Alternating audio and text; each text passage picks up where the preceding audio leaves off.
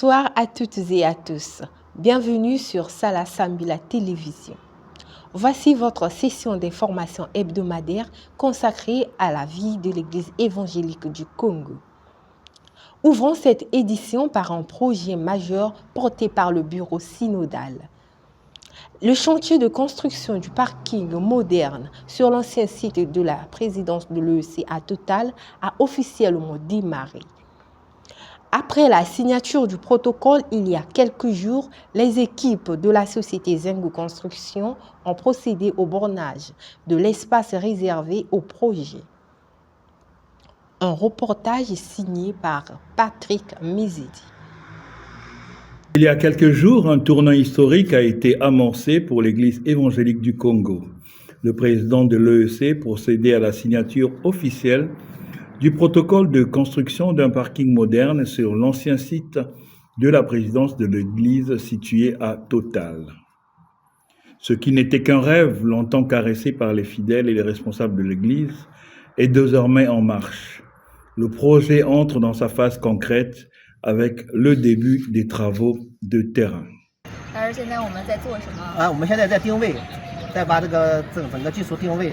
Aujourd'hui, on va faire la localisation, on va localiser le parking, la limite du parking et demain on va faire le mur de clôture en tôle. 他说就是工程正式什么时候开始？这个工程是需要1周以后正式开始。Dans une semaine, on va commencer les travaux. Le parking, une fois achevé, offrira une solution durable aux besoins de stationnement dans cette zone névralgique du marché Total, tout en contribuant à l'embellissement de l'espace de l'Église et l'espace urbain. Vous comprenez qu'une nouvelle page s'écrit pour l'Église évangélique du Congo, dans un élan de modernisation et de mise en valeur de son patrimoine immobilier. Un projet qui porte en lui l'ambition, la vision et la foi dans l'avenir. Un pas de plus de la modernisation des infrastructures de notre Église. Dans un tout autre registre, restons dans l'élan missionnaire. Le département synodal de l'évangélisation et de la mission a reçu un don important, une moto de marque KTM destinée à la zone 1, qui regroupe les consistoires des départements du Nord Congo, à l'exception de ceux du Dieu-les-Fini et des plateaux. Ce geste de générosité vient du couple Judy et Blaise Bazabdila à travers la fondation Pasteur Bazabdila. Découvrons ce reportage. Ce jour-là, un vent de gratitude souffle sur le département synodal de l'évangélisation et de la mission. Le rêve d'un moyen de transport pour les évangélistes de la zone 1 devient réalité. Une moto de grosse cylindrée de marque KTM est remise officiellement à l'Église. Ce geste de foi et d'engagement est l'œuvre du couple Judy et Blaise Bazabdila, promoteur de la société Imo pour tous et fondateur de la fondation Pasteur Bazabdila. Et donc on se retrouve ici pour un acte que nous jugeons louable pour la gloire de Dieu. Effectivement, nous avons reçu la demande du département de l'évangélisation, beaucoup plus la zone nord. Quand la demande est tombée, on n'a pas eu à réfléchir. On s'est dit c'est l'évangélisation, on doit soutenir l'œuvre de Dieu. Voilà, comme a dit le pasteur Mbumba, c'est le cœur de l'Église. Et donc on n'a pas hésité. On offre aujourd'hui au département de l'évangélisation, plus précisément la zone nord, une moto. Nous nous projetons et on va demander la grâce de Dieu, que Dieu continue à nous faire grâce, ce qu'il nous donne, et nous souhaiterons soutenir ce département-là de l'évangélisation. Et on souhaiterait prendre un engagement chaque année, l'acte que nous venons de poser, on pourra le poser.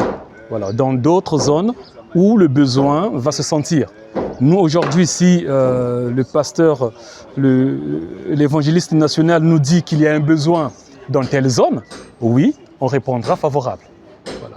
Donc ça, c'est l'engagement que nous prenons au niveau de l'association Pasteur Boniface Bazabdila et au niveau de la société que nous gérons également Imo pour tous. Ce véhicule tout-terrain sera un allié précieux pour atteindre les localités éloignées du nord du Congo, souvent difficiles d'accès. Nous disons tout simplement merci à Dieu, celui qui nous a favorisé cette occasion que nous nous retrouvions, effectivement pour cette dite cérémonie de remise des contacts.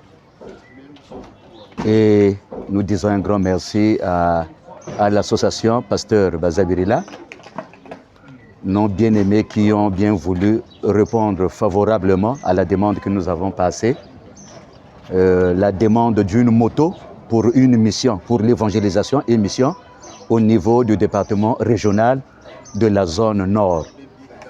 Nous disons vraiment, nous bénissons l'Éternel de nous avoir favorisé vraiment ce moment et de nous donner vraiment ce privilège.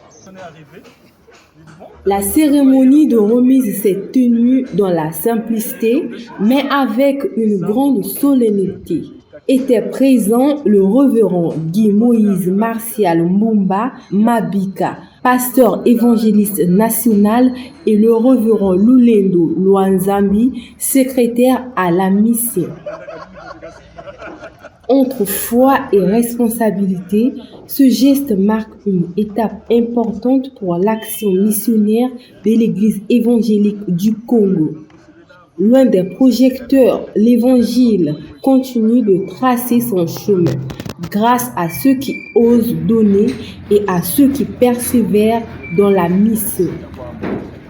Un appui précieux pour poursuivre l'annonce de l'Évangile dans les régions les plus reculées. Et avant de refermer cette page d'actualité, retour sur un entretien exclusif accordé à Salasambila Info par le diacre Gérard Wildebia, vice-responsable de la commission synodale d'organisation.